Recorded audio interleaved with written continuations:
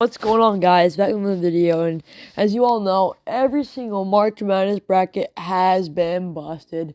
No one's ever going to get a perfect bracket, most likely, and we know for a fact no one's going to get a perfect bracket this year.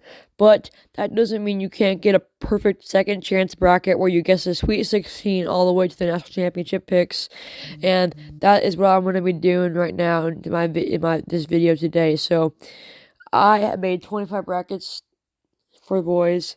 Well, actually 35 in just two different websites, and I made like 3 for the girls. So I should know what picks are gonna happen, but there's always upsets, so we'll find out. And we start with the Sweet 16 and number 1 seed UConn versus 5 seed San Diego State. So as we all know, UConn is on the good streak. They won it all last year. This is the championship rematch of last year, and San Diego State is a pretty good school. But when it comes down to it, I have a hard time betting against UConn, and I have them moving on to the Elite Eight. Then we have Illinois 3 seed versus Iowa State 2 seed. This, in my opinion, can really go either way. I watched both of them play live, and I do notice that Iowa State seems to be like a little bit more guard heavy, seems like, and I have heard very many positive things about their squad, so I'm gonna go Iowa State here. I could see Illinois winning this, but I have Iowa State here. Now, North Carolina and Alabama. This one, or North Carolina is the 1 seed, Alabama is the 4 seed. I am leaning towards North Carolina winning this one, but Alabama could sneak it. But just Alabama is all offense, no defense, so it's going to be hard for them against a really good defensive North Carolina team with Baycott and RJ Davis being pretty good on offense. They can balance out the offense between both teams. I am going to go North Carolina. This is pretty chalky right now. I've gone both of them high seeds, but that is all right. And let's move on to the next pick. So we have number 6, Clemson, and number 2, Arizona. Clemson has a lot of good shooters, and they're a very good working team. And Arizona, well, obviously they were like one of the highest ranked in the whole country before this tournament. But Arizona has lost to some teams that have been eliminated, notably Oregon's one of them. But I have a hard time betting against Arizona here. This is going to sound very chalky, but I do have Arizona winning, and I have 2 1 seeds and a 2 seed so far, so it's very hard to go against. Now, this is probably my hardest pick out of the whole one. Number 1, Houston. Number 4, Duke. This one could really, I can see it go like coin flip, basically. This is how I like to think about it. If Houston, because they had a red flag last game to me when they only beat, who they play last? They only beat one team by 4 last. What was it? It was Texas A&M. Houston beat Texas A&M by 4, and it was very sketchy because I thought Houston was going to blow them out of the water. But the way I see it, if Jared McCain goes off like he did last game and Houston fouls out, then Duke's going to win it. But if that doesn't happen and it's an even game, Houston's going to win it. So when it comes down to it, I have a hard time betting against the 1 seeds. I'm going to go with Houston there. NC State and Marquette, this can go either way. Marquette's a weak 2 seed, but NC State does have that big guy. I feel like he is pretty solid, and he's going to be tough to stop. And it's just going to come down to really who wants it more. That's what it really comes down to basketball. And if I had to pick one, I would lean towards the 2 seed because, it's hard for 11 seed to move on, but you never know. And Marquette is a weak 2 seed, so I think I'm going to go with Marquette, but I would not be surprised if NC State won that. It's very chalk right now. Like, I have 1 2 seeds, 1 2 seed, 1 2 seed. So basically, all the 1 and 2 seeds can move on. Now we have 1 Purdue and 5 Gonzaga.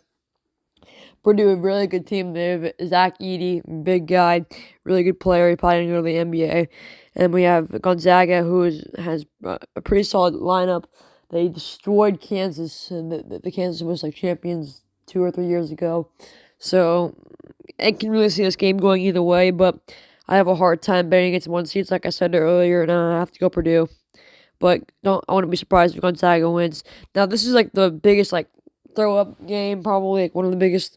Creighton and Tennessee. Creighton did not knock out my Oregon team, which is my favorite team, so I'm going to be rooting for Tennessee here.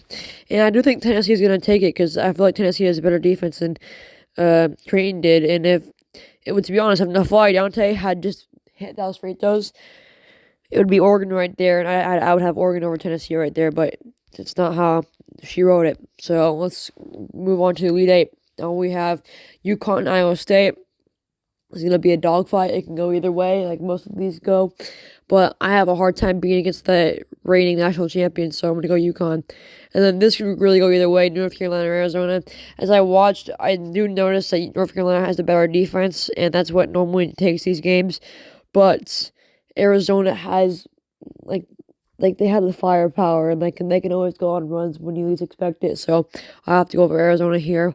And then Houston and Marquette. This is the end of the road for Marquette. They had a good run, but Houston's they're hitting their full stride right now.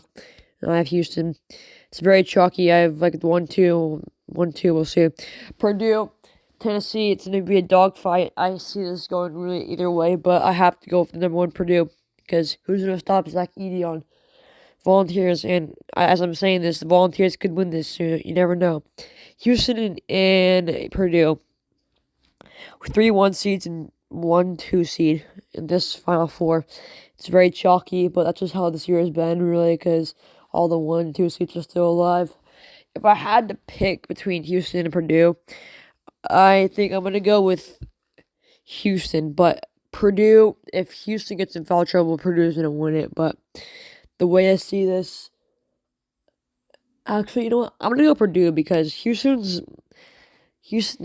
loss or win, obviously they haven't lost yet because they're still alive, but Houston's win only by 5 points against Texas A&M really is a red flag to me, and I'm going to note that. And then we have UConn versus Arizona. UConn, like I said, they're reigning champions. Arizona, they're one of the highest ranked. This is a toss-up coin flip, basically, but at the end of the day, the coin flip that I have winning it is UConn. Now, in the national championship, we have 2-1 seeds, UConn and Purdue. It's going to be a good game, but at the end of the day, I've been high on this team all video long, and I have them winning the 2023-2024 National College Basketball Championship, and that is UConn. Yeah, it's just they're so good. They won it last year. It's going to be the first time ever a team has repeated, and championship games are normally like 150, 160 points for the tiebreaker. I'm going to go 165 points, and I'm going to submit my bracket. But for right now, I have UConn winning the national championship. And yeah, thank you all for watching, and yeah, bye.